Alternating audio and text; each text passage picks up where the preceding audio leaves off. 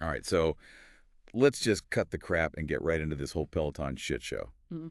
You know, those bikes your annoying neighbor is always bragging about. Oh, yeah. We decided to dig into their Wikipedia page. And let me tell you, this company's had more drama than a Real Housewives marathon. Oh, absolutely. We're talking scandals, lawsuits, even a frickin' death scene on Sex and the City. It's It's wild. absolutely insane.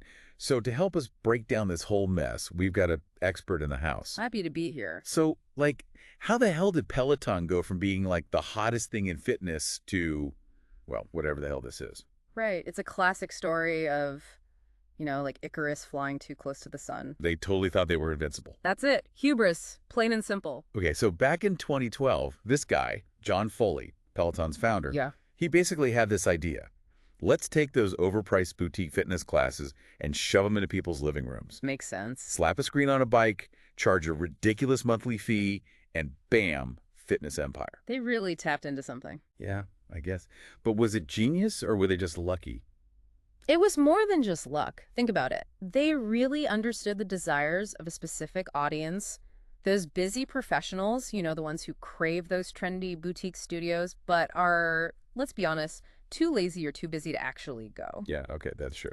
They wanted that sense of community, the exclusivity, the feeling of being part of a tribe, and Peloton gave them that. Yeah, a tribe of suckers paying $44 a month for virtual spin classes. Well, yeah. I mean, for a while, they were raking it in. Their valuation was something like $50 billion at one point. It was insane. Absolutely bonkers. Their problem was that their entire business model was built on this idea of never-ending growth. Like they had to keep getting bigger and bigger. Exactly. It was like a hamster on a wheel, constantly needing to spin faster and faster just to stay in place. Yeah. And that's just not sustainable in the long run. Yeah, especially when your whole business is riding on, well, bikes. Precisely. They put all their eggs in one basket. And then, bam, the pandemic hits. Oh, man. The whole world goes into lockdown. Gyms are closed. People are stuck at home climbing the walls. Yep. And suddenly, a Peloton bike is like the hottest ticket in town. The ultimate status symbol. Everyone and their grandma wants one. Literally. My grandma asked me about getting one. No way. Yay. So demand explodes, but Peloton, they just can't keep up. Production delays everywhere. Customers are pissed off because they're waiting months for their precious bikes. Right. It was a complete and utter shit show. A total disaster. It was the perfect storm, really. Yeah. The pandemic threw gasoline on an already out-of-control fire. And it completely exposed all those cracks in their system. Exactly. Their supply chain was a mess. They were way too reliant on that one product, the bike, and they were just completely unequipped to handle that level of demand. Okay, so we've got production delays, pissed off customers. Right. But then things take a seriously dark turn. We're talking about the Tread Plus debacle. Yeah, that was You know, the one where that kid got pulled under the treadmill and died. awful. Absolutely awful. And it wasn't just that one incident. There were tons of injuries, broken bones, burns. People were getting messed up on these things. It was bad. And the worst part, they tried to ignore it. I know. They actually resisted the CTSC warnings at first. Like, are you freaking kidding It's me? mind-blowing, right? A kid dies, and their first reaction is, let's just sweep it under the rug. It's unbelievable. The whole thing was a PR nightmare. A total disaster. And their initial response, or lack thereof, it was just shocking. I mean, it showed a total disregard for safety. Like they valued profits over people. Exactly. And it gets worse, right? Yeah. You've got parents suing them because their 3-year-old got burned under the treadmill. Oh, jeez. And Peloton's trying to blame it on user error. Oh, come on. Like, come on. Who designs a treadmill that can suck in a toddler? It was a major design flaw, plain and simple. Yeah, and it raised some serious questions about corporate responsibility. Absolutely. It wasn't just about a faulty product. Yeah. It was about a company culture that seemed to prioritize rapid growth above everything else.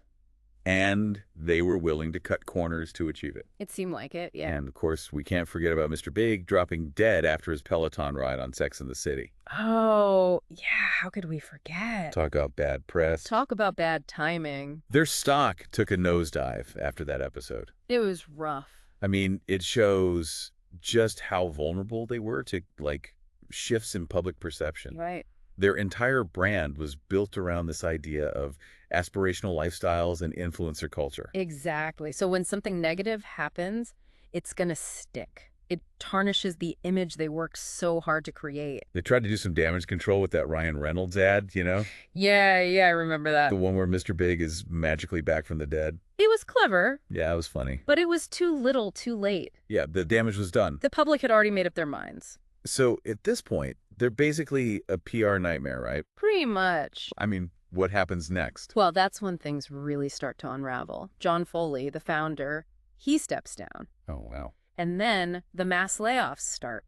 Ouch. They bring in a new CEO to try and salvage the sinking ship. Yeah.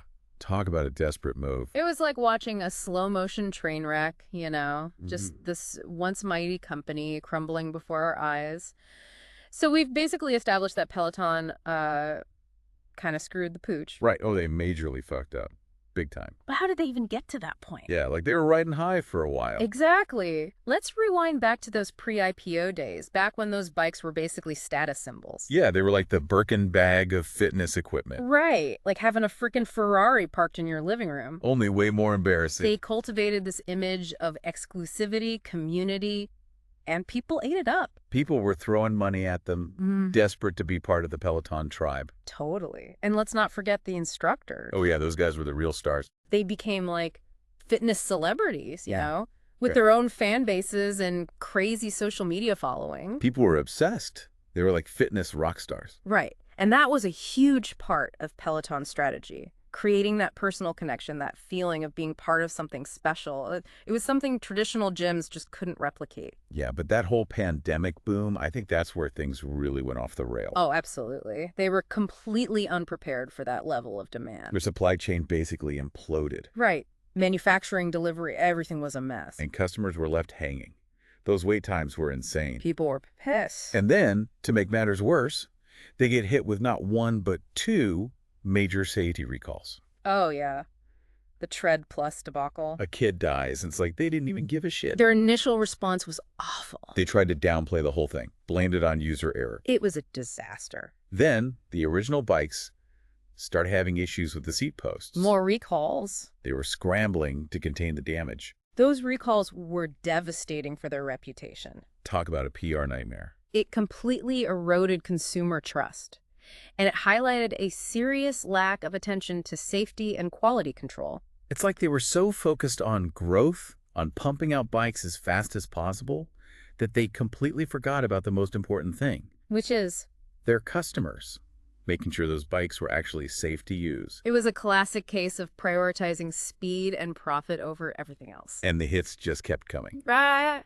Remember Mr. Big's death on Sex and the City? Oh, how could I forget? Peloton stock took a nosedive after that episode aired. It was like the universe was sending them a message. Hey, Peloton, your bikes are killing people, even fictional people. Right. And it wasn't just Sex and the City. Remember that episode of Billions where a character almost dies after a Peloton ride? Oh, yeah.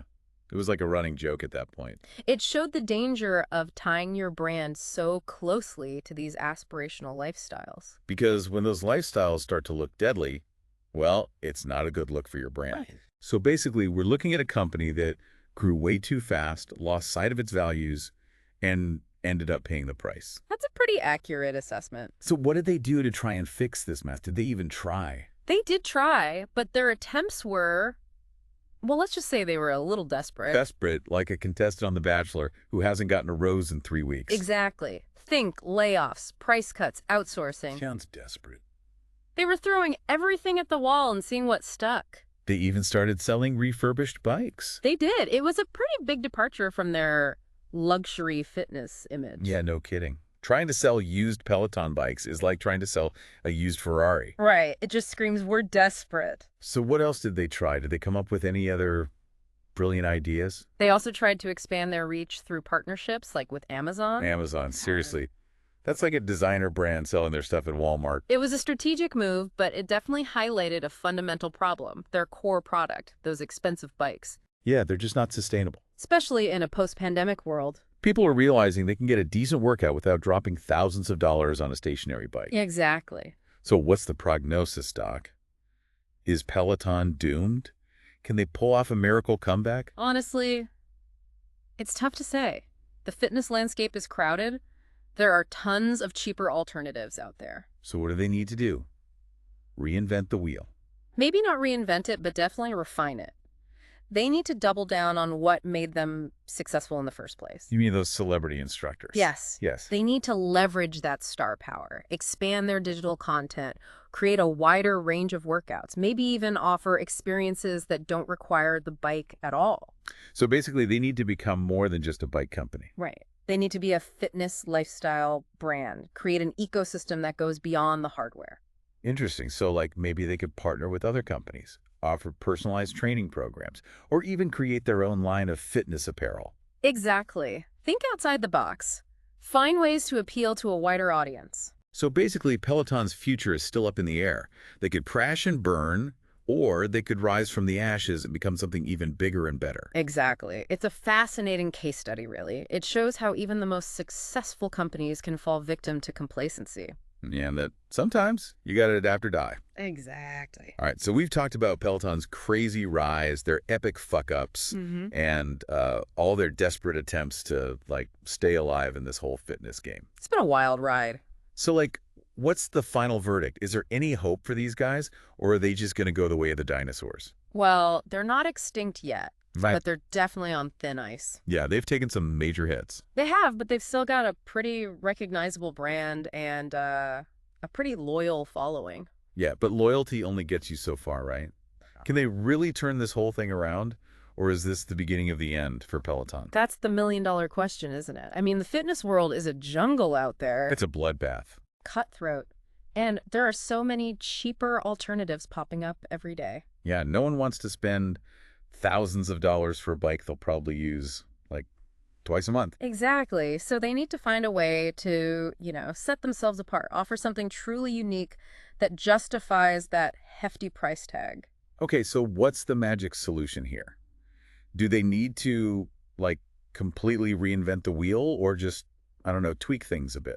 It's probably a bit of both. They need to innovate, for sure. Yeah. But they also need to remember what made them successful in the first place. You mean like those ridiculously good-looking instructors? Well, that's part of it, but it's Uh-huh. more about that sense of community they built, Yeah. and those high-quality instructor-led classes. Yeah, those instructors are like rock stars. Exactly. They need to leverage that star power. So like what? Put them on billboards. Get them their own reality show. Maybe not that far, but, expanding their digital content could be a good move. Okay, yeah, I see what you're saying. Create a wider range of workouts, offer experiences that don't require the bike. So basically, they need to become more than just a bike company. Right. They need to be a fitness lifestyle brand. Like a whole Peloton world. Exactly. Create an ecosystem that goes way beyond just the hardware. Interesting. So maybe they could, like, partner with other companies, develop personalized training programs, or even create their own line of, I don't know, fitness apparel. All good ideas. So it sounds like Peloton's future is still a big question mark. They could crash and burn, or they could totally rise from the ashes and become something even bigger and crazier. It's a nail biter, that's for sure. Well, that about wraps up our deep dive into the wild, wild world of Peloton. It's been a journey. We've learned a lot about the perils of growing too fast, the importance of actually giving a damn about your customers, and how companies need to constantly evolve to survive in this crazy, ever-changing world. So, until next time, stay skeptical, stay informed, and for the love of God, be careful on those treadmills. Solid advice.